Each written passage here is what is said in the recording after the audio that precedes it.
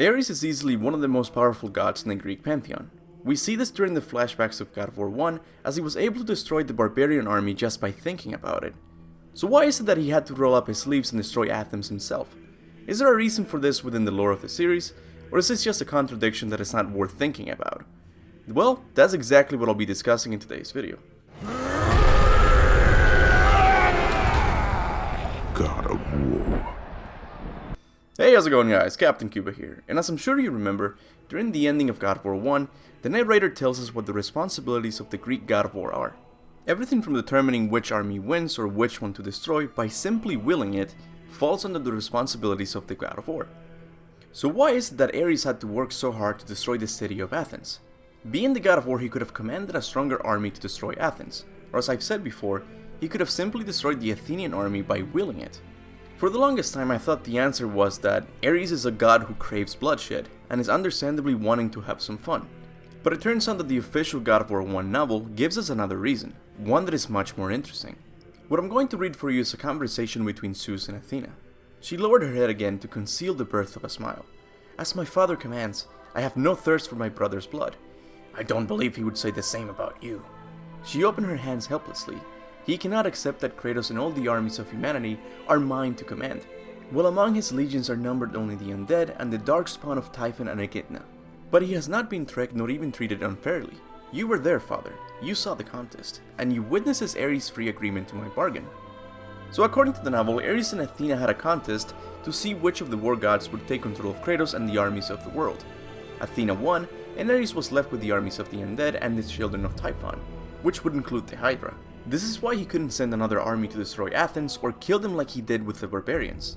We also know this contest took place after Kratos killed his family, but before the events of God of War 1. The proof of this is found in one of the conversations Athena had with Poseidon.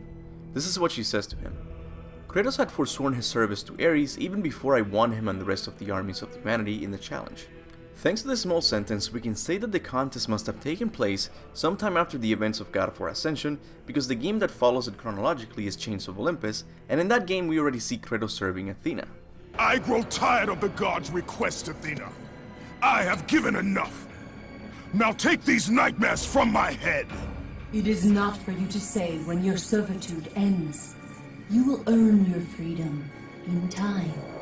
Now, as interesting as this contest between Ares and Athena sounds, the book doesn't mention it ever again. These are the only two sections that contain information about it. I know this because I read the book once and I listened to it again in Audible the other day. But we can still theorize what it might have looked like. The contest might have been a full-on physical fight between the war gods, or possibly a challenge that required more thinking. If the latter is true, then it would explain why the goddess of wisdom emerged victorious over the simple-minded Ares. Even though we don't know what this contest consisted of, we know that Athena won Kratos and the armies of humanity, while Ares was left almost powerless. I say almost because he was still a very powerful god during the ending of God of War 1.